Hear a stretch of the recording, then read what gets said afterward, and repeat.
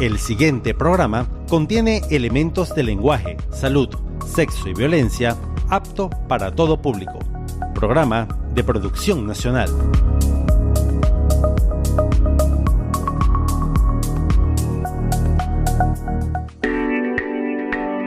IUS Radio y el Instituto Universitario de Seguros no se hacen responsables por conceptos u opiniones emitidos en este programa.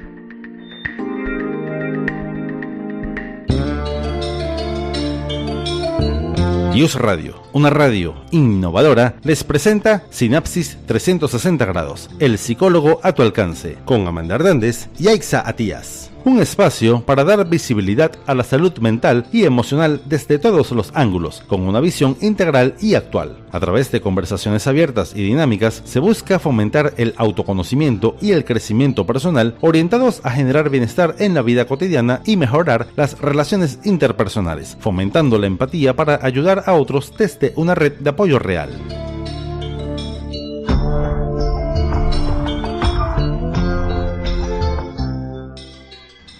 Un excelente día para todos nuestros oyentes. Hoy en un día muy especial, el Día del Amor y la Amistad. Vamos a dar inicio a su programa Sinapsis 360, el psicólogo a tu alcance, por IUS Radio, una radio innovadora. En la dirección general, Héctor Vadillo. En la coordinación de la estación, Carlos González. En la coordinación de producción, Juan Blanco. En el control técnico, Luis Bielma. Y en la producción del espacio ante el micrófono, quien les habla, Amanda Hernández. Con certificado de locución 53.867. Estamos transmitiendo para ustedes desde la ciudad de Caracas, Venezuela, a nivel nacional e internacional. Recuerden la página web iusradio.com.be. Hoy quiero encender los fogones y para eso tenemos al chef Marcos. Marcos, bienvenido y muchísimas gracias. Pues gracias a ti por haberme invitado. Estoy muy feliz de estar acá en tu programa. No vale así. Mira, quería como comentar un poquito y unir un poco este tema de la cocina, de los platos, de los sabores, con esto del amor, ¿no? Con el estado del ánimo. Bueno, vamos a empezar por... Yo soy neurogastrónomo, me dedico a las neurociencias aplicadas a la gastronomía. Tengo ya muchos años en el estudio y la profundización de todo ese trabajo. Y una de las cosas que creo que nosotros tenemos que poner claro es que la cocina es un acto de amor.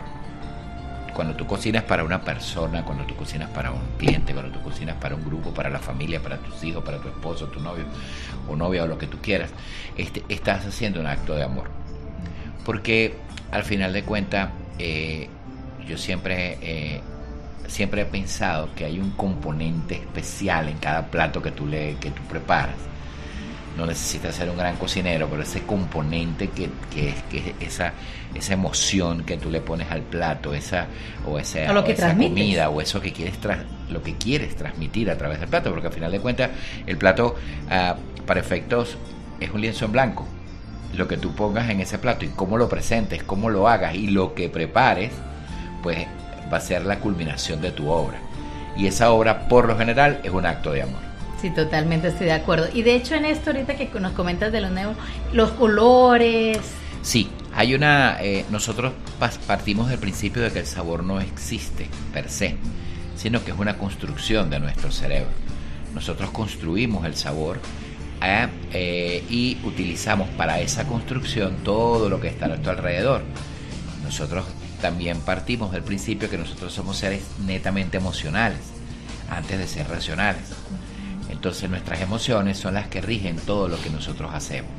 Entonces un color, una temperatura, una mesa vestida, los aromas, las texturas y todo lo que está alrededor conspira para que tú crees una experiencia.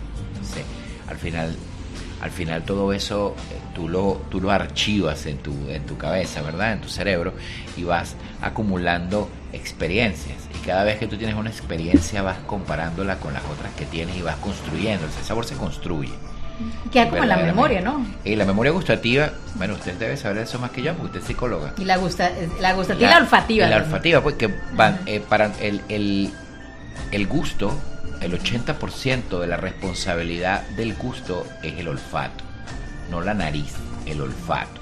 Y trabajamos mucho con los con lo que nosotros llamamos el retrogusto, que es esos neurotransmisores que están detrás de la lengua, ¿verdad? Que no tienen alcabala del hipotálamo, sino que realmente van directo al cerebro, y es como un choque emocional de aromas que van a hacer lo que nosotros hacemos, la expectativa de los sabores que van a entrar. Por eso cuando nosotros cocinamos con aires o espumas, son golpes de sabor muy poderosos, y son, cuando nosotros decimos que está en el retrogusto, es que eso te queda ahí y empieza eso a generar y a generar y a generar una cantidad de sensaciones a través de esos neurotransmisores que tenemos todos ahí.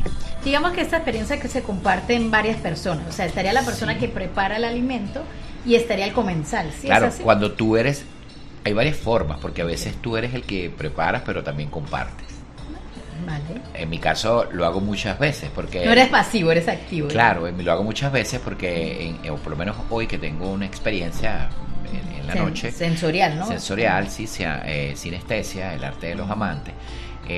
Vamos a generar una serie de dinámicas a las cuales yo voy a estar presente en esa serie de dinámicas y voy a llevar a cabo esas dinámicas. Entonces, aparte de cocinar, pues también voy a formar parte de toda la experiencia. Y al igual, si tú estás en tu casa cocinando para tu familia y tú te sientas en la mesa y colocas un suculento, qué sé yo, un pasticho, y lo colocas en la mesa y tú lo cortas y lo sirves, esa sensación, esa emoción que van a sentir tu familia, tus hijos, tu esposo, todas las personas cuando están sirviéndose ese pasticho, y la que tú sientes cuando lo estás sirviendo, ese baño de oxitocina es demasiado bueno. Ahí veríamos otra cosa, o sea, también este tema de que ya no llegue el plato servido, sino el momento en que te lo sirve, el poder verlo, porque a veces a uno le llega y no lo ve, ¿no? Sí, nosotros siempre hemos hablado de una cosa de un término que nosotros utilizamos, que es el ciclo de expectativa, que puede ser muy corto o muy largo. Dependiendo de la expectativa, nosotros creamos lo que nosotros llamamos también una memoria futura, en la cual tú esperas que la experiencia suceda, y contra eso vas a comparar la experiencia real.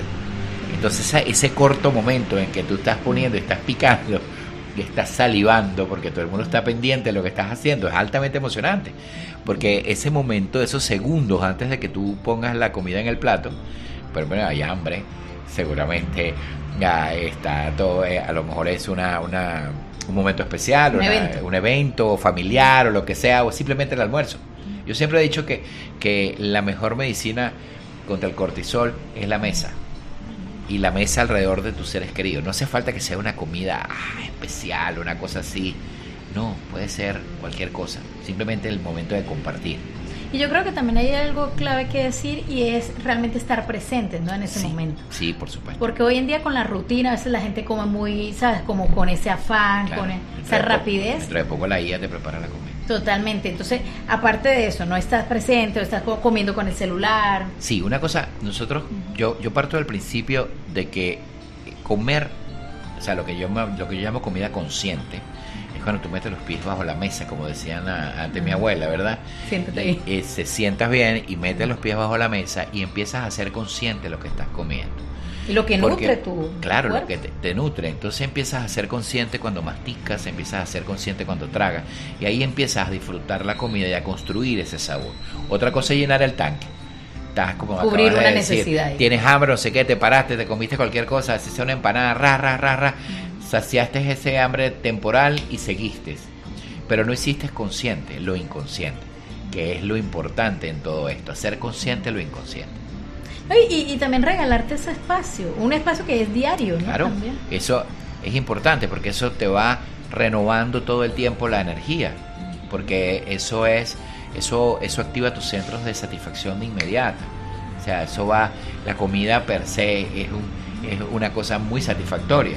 Yo lo considero un placer. Es un placer de la vida, al igual que otros placeres, y si combinas todos esos placeres juntos, comida con bebida, con aquello y con todo lo demás, pues totalmente afortunado. Afortunadísimo. Que es lo que va a pasar esta noche, por cierto. Ok, ahorita nos vas a contar un poco de esa experiencia un poco más. ¿Qué sucede cuando de repente el chef o las personas que están en esa preparación tienen un mal día, hay un mal ánimo, hay tensiones dentro de la cocina? Porque también sabemos que es un trabajo fuerte, ¿no? Qué interesante pregunta, de verdad que es una pregunta muy acertada, porque por lo menos nosotros que trabajamos con diferentes brigadas en diferentes momentos, ¿verdad? Pues todos somos seres humanos, ¿verdad? Y todos tenemos problemas en nuestras casas, en nuestras vidas, en nuestras cosas.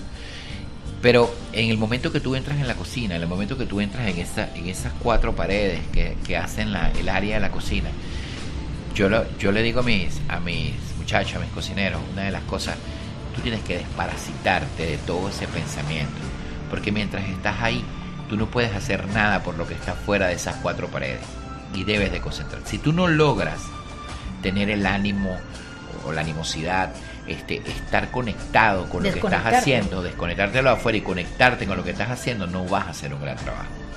De hecho, yo prefiero que un cocinero mío que tiene un problema, una situación, que está completamente estresado, se vaya. Que lo informe, pues. No, que se vaya, me lo diga y se vaya. Porque me va a dañar la comida, va a ser una mala experiencia. Tú tienes que estar conectado, tienes que estar en sintonía.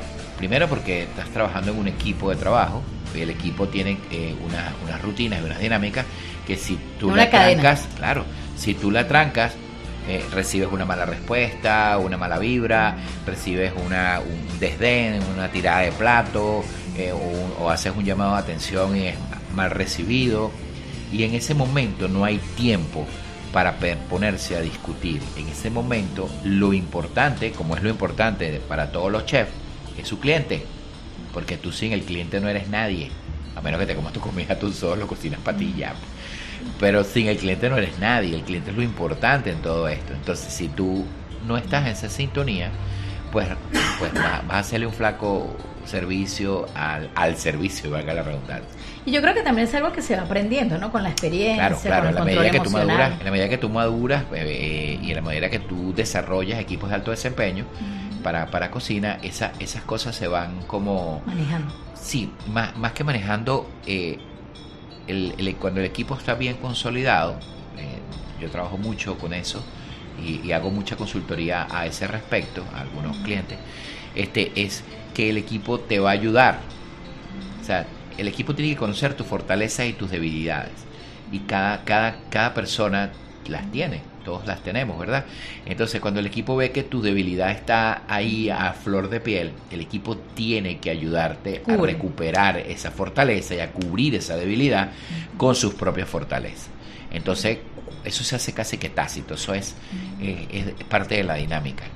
Te pueden cubrir, pero si al final de cuentas realmente no te sientes conectado con la experiencia que estás haciendo, pues bueno, lo mejor es mejor que no estés. Es mejor que no estés. Igual pasa con un mesero, es aún peor con un mesero, porque el mesero es el que está dando la cara. Es lo que yo llamo el gerente emocional, es el que va a conectar con la emoción de la mesa y es el que tiene que tener la capacidad de prestar ese servicio especial al cliente. Aún cuando yo haga la mejor comida, si el servicio es malo, no hice nada. No fluye. Por ejemplo, cuando hay chefs privados, que solo va el chef realmente a una casa, que hoy en día se practica mucho, estos chefs pueden trabajar de manera más individual, que lo prefieran, digamos, más personalizado, claro, sí, yo lo he hecho tengo algunos clientes que me lo han solicitado y he estado cocinando en sus propias casas o en sus lugares donde lo escogen, y por supuesto hay una conexión mucho más directa, ahí la emocionalidad o esa gerencia emocional la hace uno mismo, porque estás muy cercano al cliente. Casi que estás llevando tú mismo el plato, lo estás poniendo y estás contándole esto. Todos los platos, al igual que un cuadro, al igual que una escultura, al igual que una pintura, todo eso tiene una historia que contar. Es un arte, ¿no? Claro, la cocina es un arte y como tal tiene una historia que contar. Cada plato tiene una historia, cada elemento que utilizaste para construir ese plato tiene una historia, de dónde vino, si es orgánico, si no lo es, si es sembrado por ti, si es cultivado, si es cosechado en ese mismo momento. O sea, hay diferencias que hacen importante la construcción y la exacerbación de esa experiencia. Sí, me encanta como lo dices, Marco, porque aquí también habla mucho de la pasión, ¿no? Y la vocación cuando uno trabaja en esto. ¿Qué se requiere para conectar con esta vocación de la cocina, sobre todo para las personas que trabajan en esa área, ¿no? Mira, a mí siempre me gustó la cocina. Yo tengo 48 años cocinando. O sea, desde joven. Desde los 14 años. Tengo 62, saca usted la cuenta. ¿Fue algo familiar? O sea, ¿fue mi transmitido?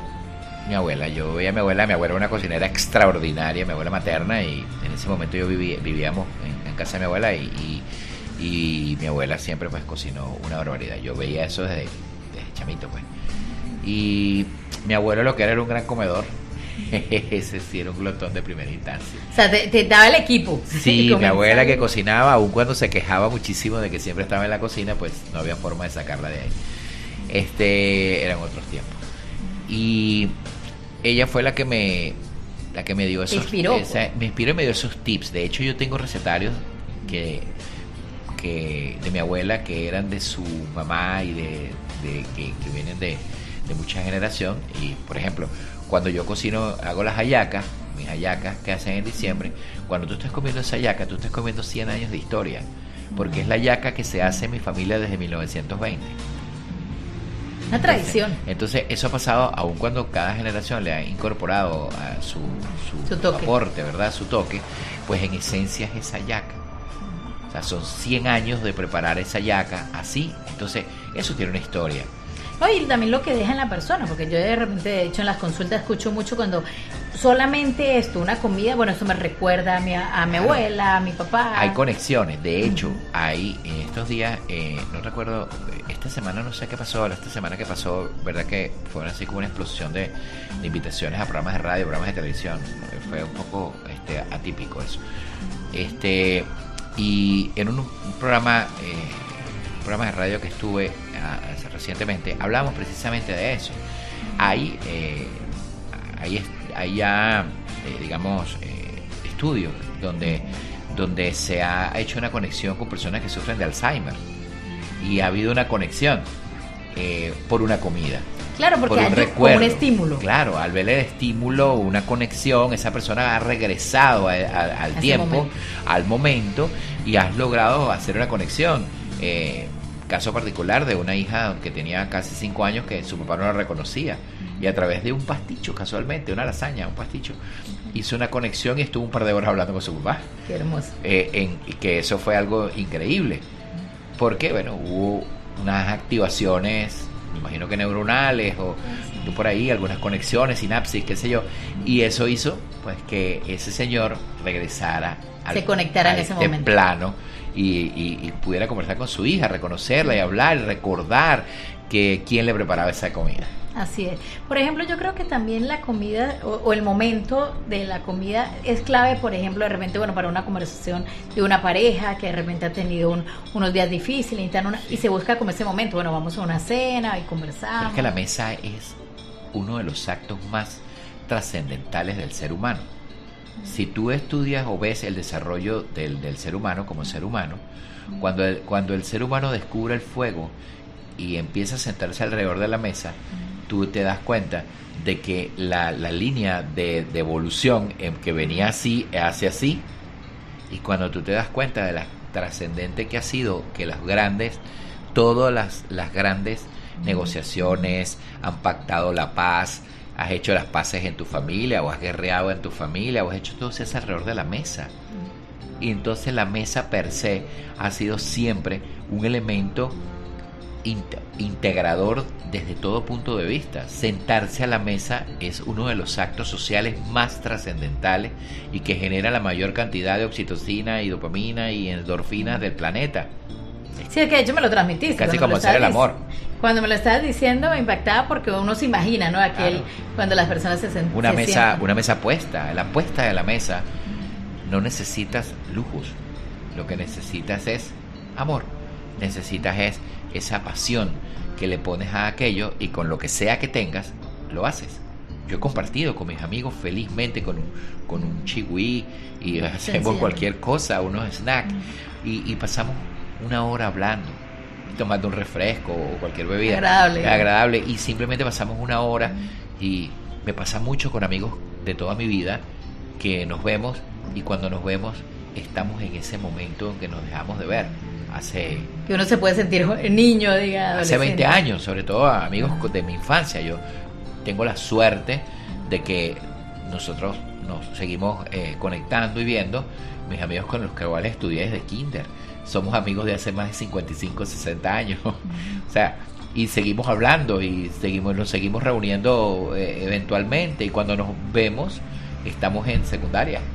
Sí, uno se siente como en el mismo momento. Y digamos. vamos con los cuentos y todo ese tipo de cosas, ¿sabes? Así es, no, hermoso lo que acabas de decir, porque de alguna manera también te conecta con otras épocas, básicamente. Correcto. Este tema de, por ejemplo, de cómo asociamos la comida con afrodisíacos. Bueno, hay muchas convenciones sociales que influyen mucho sobre el tema afrodisíaco, que tienen que ver con el chocolate, algunos mariscos, algunas cosas. Pero al picantes. Final, picantes y ese tipo de cosas, y hormigas y demás. Pero al final de cuentas, está claro que para tú obtener lo que necesitas obtener de un chocolate, para hacer todo lo que dicen que hace, pues necesitas tomarte como una gandola de chocolate, algo así, ¿verdad? Para que esa cantidad te active. ¿Es más mito entonces? Es más que, sí, para mí es una convención social, es una asociación. Tú asocias el chocolate con ciertos rituales que tienen que ver con eso, y obviamente los rituales sociales inherentes al amor, a la pasión, a todo eso son pues muy interesantes.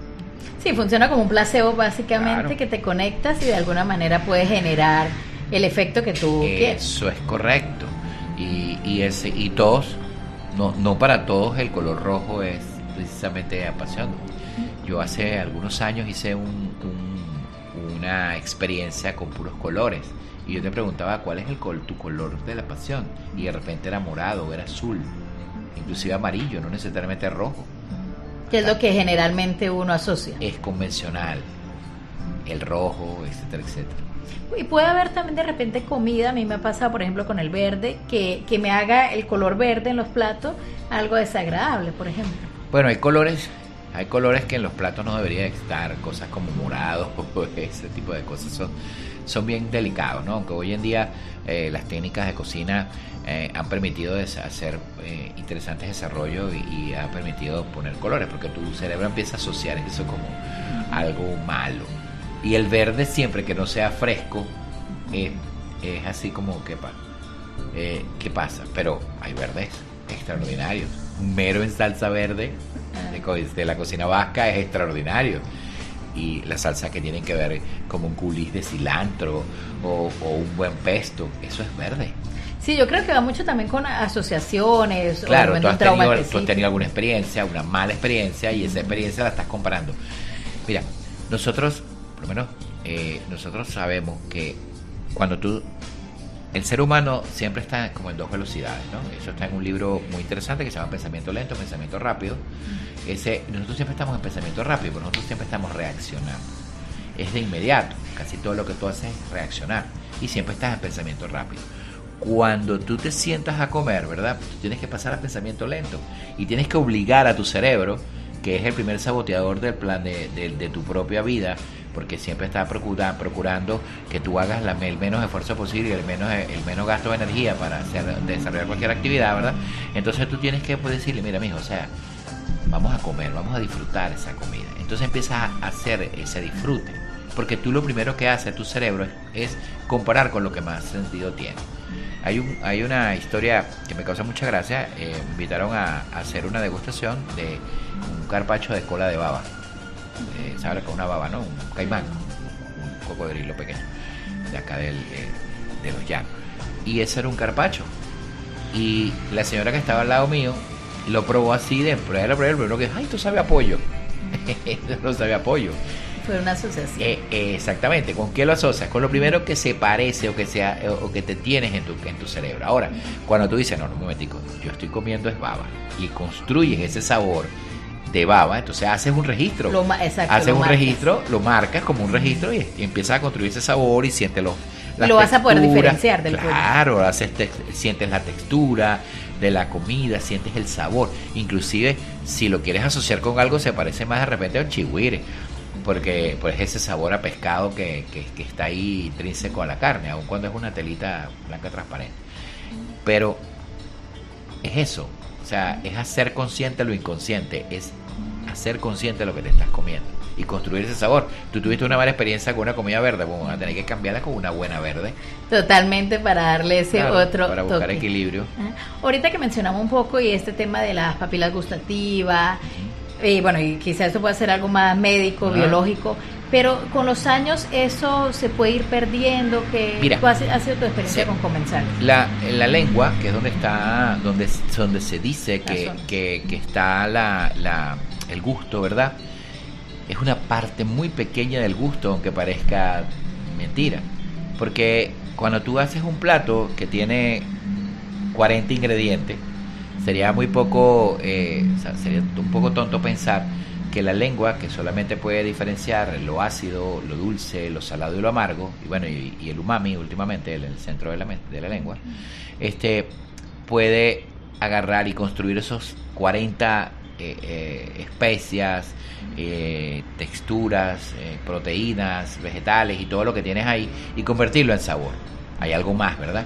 Ahí es donde trabaja el olfato, ahí es donde trabaja esos neurotransmisores y esa construcción del sabor. Si yo te tapo los oídos completamente, ¿verdad? Y te pongo unas papas fritas y tú no te escuchas ese crunch en las papas, tú vas a creer que las papas están malas. Sí, que están muy blandas. Porque tu oído no escuchó el crunch de la papa al masticar. No fue completo. No fue completo, entonces hay algo que te está faltando. Razón por la cual cuando tú suprimes un sentido, hay una agudización. No es que si yo te tapo los ojos, ¿verdad? Tú no es que oyes más, pero sí pones más atención a lo que estás escuchando y a los sabores y a los aromas. Que sería un poco lo de la experiencia que tienes hoy, ¿sí? Hoy sí hay una de las experiencias es supresión sensorial. Pero en el caso de que cuando tú estás construyendo ese sabor, ¿verdad? Tú tienes que construirlo con todo, porque es que todo lo construye. Así es. Ahora, ¿qué sucede, por ejemplo, con el tema, y era una de las preguntas que yo te tenía, de cuando uno come, por ejemplo, a mí me pasa que yo como mucho en la calle, ¿no? Sí. Y tengo tantos años así que ha llegado un momento que de repente el ir a un restaurante, o sea, se vuelve algo tan cotidiano. Sí, es rutinario. Tan rutinario que extraño de repente una comida de casa, ¿sabes? Sí, por supuesto, porque es el componente emocional de tu casa. Es como, por ejemplo, volvemos al tema de la hallaca. ¿Cuál es la mejor hallaca? La casa de tu mamá, familia. Y la de mi mamá, así sea un piazo hallaca más fea que el carrizo y más mala, es la mejor. Y uno se conectó con eso. Claro, porque le sabe rico. Hay un componente emocional muy importante cuando tú haces las hallacas en tu casa, porque van los primos, los tíos, los abuelos, tal, y es casi que una fiesta hacer la hallaca. Entonces, esa emoción que tú tienes, ese momento familiar, esa conexión familiar que está ahí, es altamente importante. Y esa hallaca sabe a gloria, es mágica. Ese sabor es increíble y puede ser muy mala desde el punto de vista culinario, desde el punto de vista gastronómico, pero es tu hallaca, ¿sabes? Es la hallaca de tu casa. Entonces eso es lo que tú estás extrañando, esa conexión. Claro, comer en el restaurante, bueno, dependiendo del tipo de restaurante, de otras cosas, dependiendo del tipo de restaurante donde acostumbres a comer, pues son experiencias distintas, y esa experiencia pues puede ser muy placentera, también puede ser muy mala, ¿sabes? Sí, eso va a depender. Así que una lotería. Exactamente, porque de repente te tocó un mal día y el mesero está obstinado. Y a mí me ha pasado, por ejemplo, en un mismo sitio, el mismo plato, de que un día, y he llevado gente, no, es riquísimo, y un día fue excelente y otro día no fue tan bueno. A veces no es el plato, sino eres tú. Okay, también como lo percibes. Pasa que tú y yo vamos a comer junto al restaurante, pedimos el mismo plato y a ti te sabe mal y a mí me sabe excelente. Percepciones, digamos. Mi emoción era distinta. Vamos a suponer que tú tuviste un malísimo momento de día, te botaron del trabajo, tuviste una ruptura amorosa, no sé qué, y ese plato, esa emoción tuya hizo que el plato no fuera el adecuado. Yo tuve un excelente día, un día fascinante, tengo novia nueva, tengo trabajo nuevo, me aumentaron el salario, qué sé yo, lo que sea, y ese plato para mí es delicioso, y es el mismo plato, en el mismo momento, preparado por el mismo cocinero, y está en la misma condición. Inclusive yo puedo probar tu plato y decir, no, vale, pues eso está perfecto, pero a ti te sabe mal. ¿Por qué? Bueno, porque las emociones son como unos anteojos. Si yo tengo unos anteojos amarillos, veo todo amarilloso. Si los tengo de anteojos rojos, veo todo rojizo o todo verdoso, dependiendo del color del cristal. Y así tal cual la emoción se funciona. Por eso que yo, como neurogastrónomo, si yo tengo la capacidad de intervenir tus emociones, puedo intervenir la percepción que tienes de la comida. Si yo puedo hacer que tus emociones, a través de la música, la iluminación, la temperatura, los colores, la atención o cualquier otra actividad o ritual que yo incorpore, haga que tú modifique tu estado emocional, yo modifico tu percepción del sabor. Sí, que lo haga más agradable. Por ejemplo, eso de repente... No solo más agradable, sí, agradable para ti, puede no ser agradable para otra persona. Lo que tienes que darte la oportunidad de sentir y percibir cosas que de otra manera no lo sentirías. Lo a conciencia, que era lo que hablamos. Lo haces consciente, hacer consciente lo inconsciente. Ese es el secreto. Totalmente ¿Es de acuerdo correcto? con eso. Sí, estoy de acuerdo con eso. Ahora, un tema sobre todo, por ejemplo, en niños, en las niñas, cuando de repente van al restaurante. Marco, era mucho que ver con el tema de la comida para los niños y niñas, ¿no? Y los adolescentes.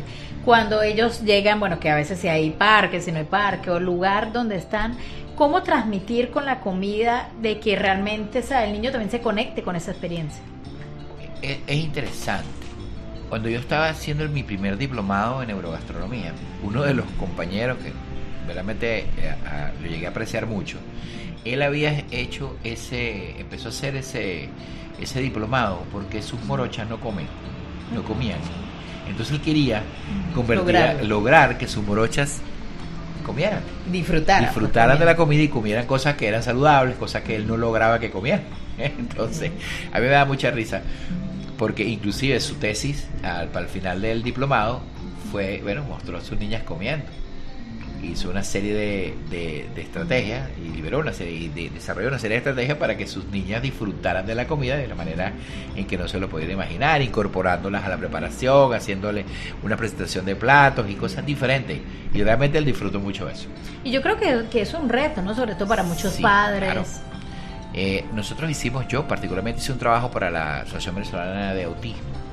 Ellos se fueron al restaurante y los autistas tienen, los que están dentro del espectro, dentro de los que están dentro del espectro tienen condiciones especiales de alimentación y algunas veces no sienten atracción por la comida, no sienten ese interés. Entonces hicimos unos pequeños análisis, unos pequeños estudios, fue realmente enriquecedor y muy agradable. Interesante. Muy interesante.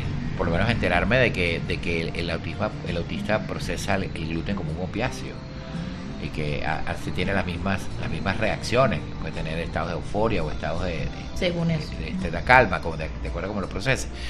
Entonces todo eso me hizo, de verdad, me alimentó mucho, ¿no? Y me enseñó muchísimo a entender esa parte, ¿no? Y sobre todo el tema de los niños y estas nuevas generaciones que están, porque a mí me daban 2 guamazos y tenía que comerme la comida, juro, porque había mucha discusión al respecto. Me sentaba en la mesa hasta que eso estuviera ahí, hasta que no se acabara ese plato, yo no me movía de la mesa y tenía a mi mamá con la correa enrollada en la mano esperando que yo me comiera aquella cosa espantosa que yo no me quería comer.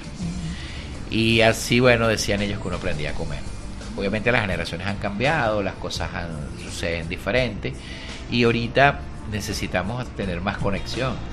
Yo siento, y mi percepción no muy particular, que en los restaurantes los menús infantiles siempre son como muy clásicos. Es la misma tontería siempre hacen unos nuggets, siempre hacen unas cosas, una pastica, una cosa, y no se preocupan por eso. No hay una dedicación más, como más personalizada. Fíjate que a mí cuando estábamos trabajando en Pantopía, el chef Merlín hizo un plato con brócoli, que era para los niños. Yo no como brócoli, a mí no me gusta el brócoli. Y verdaderamente quedó muy bueno y me lo comí. De hecho tengo una foto donde me están dando el brócoli y me causó mucha gracia, porque una de las cosas que nosotros nos preocupamos porque desarrollar era que fuera comida que fuera sana, saludable, pero a la vez que fuera diferente en su presentación, en sus formas. ¿Cuándo te imaginas tú que tú te vas a comer un arbolito de brócoli en una salsa cheddar muy especial? Y aquello sabe muy bien. Y cuando lo pruebas, te das cuenta de que es rico. Aparte que lo ves mezclado con unos ñoquis, con unas cosas así. Me recordaste a mi sobrina que dice que los arbolitos, quiero comer arbolitos. Exacto, por eso que te lo digo, porque ellos relacionan eso como arbolitos.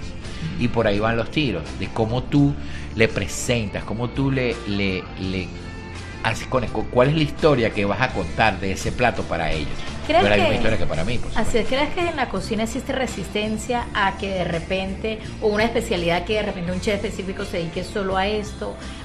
¿Por qué se generaliza tanto los platos de los niños en los restaurantes? Mira, yo creo que es un tema de practicidad y de flojera mental.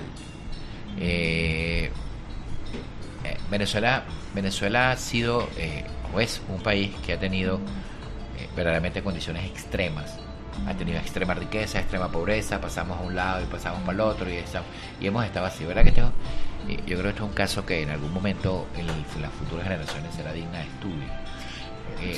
Y en el restaurante hay un tema de practicidad, de sobrevivencia. Pero se le vende más al adulto, porque para mí venderle al niño es un gancho para el adulto. McDonald's, el McDonald's no vende a adultos, vende a los niños. Y es papá y llévame para McDonald's. Y el que lleva a papá para el McDonald's es el niño. Y ahí es donde tú, pero cuando llegas allá, consigues que hay platos para ti. Una hamburguesa así grandota que el niñito no se la va a comer, pero tú sí. Y el niñito que se come una cajita feliz. Y se come una cosita, una hamburguesita, unos nuggets, unas papitas, una cosa que es umami inmediato. Son sabores, son ultraprocesados, son altamente especiados, que generan mucho placer al momento de comerlos. Y los restaurantes hacen lo mismo, porque es lo más fácil. Es lo más barato. Sí, me quedaría con esa palabra que usaste de la flojera mental, pero ¿crees que también de repente los chefs o los cocineros o los mismos dueños de restaurantes lo ven como un reto o simplemente no es una prioridad? Mira, yo pienso que no es una prioridad. Por lo menos en mi caso, obviamente cuando tú tienes un restaurante, que donde realmente tu interés es atraer personas adultas, no niños o familias, a lo mejor para ti los niños no son tan importantes desde el punto de vista gastronómico. Entonces tú simplemente lo que quieres es mantenerlos contentos, porque tú dices que los papás lo que quieren es eso. Hoy en día eso no es así, y hay que la gastronomía tiene que evolucionar hacia ese momento. Tú tienes que generar platos para los niños igualmente deliciosos, igualmente saludables e igualmente llamativos. Inclusive pudieras lograr que el niño diga: papá, yo quiero ir a comer para ese restaurante. No, y lo dicen totalmente. Porque me gusta tal comida o cual comida. No es solamente ponerle ahí unos pedazos de pollo ahí, unos pequeños, una cosa que realmente no lo estás alimentando. Pero bueno, el papá está tranquilo. Y encima le ponen la niñera electrónica. ¿Celular o lo mandan para el parque? La niñera electrónica o está con la abuela. O solo me ocupo en el restaurante de que existe el parque, para ese es el resultado. Para deshacerme de esos muchachos, para que los papás puedan descansar y disfrutar de su comida. Vale. Pero ahorita, como tú lo decías, por ejemplo, también con el tema del crecimiento de casos de niños con autismo, existe mayor preocupación, sobre todo en mamás que están pendientes de dónde quiero ir a comer a un lugar donde mis hijos también puedan comer. La generación, digamos que la generación que está ahorita en boga, que está en crecimiento, que es los millennials, son los que están ahorita en su edad productiva, pues en lo que están en la edad de consumir y que tienen familia. Pues ellos los millennials son una generación que le gustan los retos gastronómicos, que invierten mucho de su presupuesto en experiencias de gastronomía, y que por supuesto transmiten eso a sus hijos, a su familia. Entonces quieren hijos foodie. Mi hijo es foodie. Mi hijo desde los 7 años le explicaba a un mesero cómo quería una pasta fileto betina. Al final, bueno, era orgullosamente como papá pensarlo, y después decía: pero Dios mío, este muchacho me sale muy caro, porque era un gourmet, y hoy en día es un gourmet. Él no cocina, o sea, cocina lo elemental, lo básico. Él es absolutamente técnico, pero ¿cómo come, hermano? O sea, se conecta allí totalmente. Sí. Marco, ya se nos está acabando el tiempo. Cuéntanos un poco de tus redes sociales, dónde se pueden conectar contigo, lo que haces. Mi Instagram es @chef_Marco Barrios o @Artesano Caracas, que es nuestra marca. Ahí pues ahí vas a tener una visión de todo lo que yo hago, tanto desde el punto de consultoría como el punto experiencial, como también una línea de productos que nosotros sacamos, que es nuestro producto estrella, que es la polvorosa de pollo, que ya la puedes conseguir en los Excelsior Gama, por ejemplo. Ya la consigues en los supermercados, en una presentación tipo snack, y algunos cafés de Caracas, y por ahí vas a ver pues lo que nosotros también hacemos, tanto en consultoría, como en comida, como en cocina, como en experiencia. Genial. El Día de los Enamorados hoy. Así es. Genial por tu acompañamiento y todo lo que nos has enseñado. Me gustaría que cerráramos con 3 mensajes. Ajá. Y te voy a decir a quién serían los 3 mensajes. 1, a estos otros colegas tuyos, chef, que están allí en la cocina, cómo controlar sobre todo este tema cuando hay un mal día. Y el otro, al comenzar, Mira,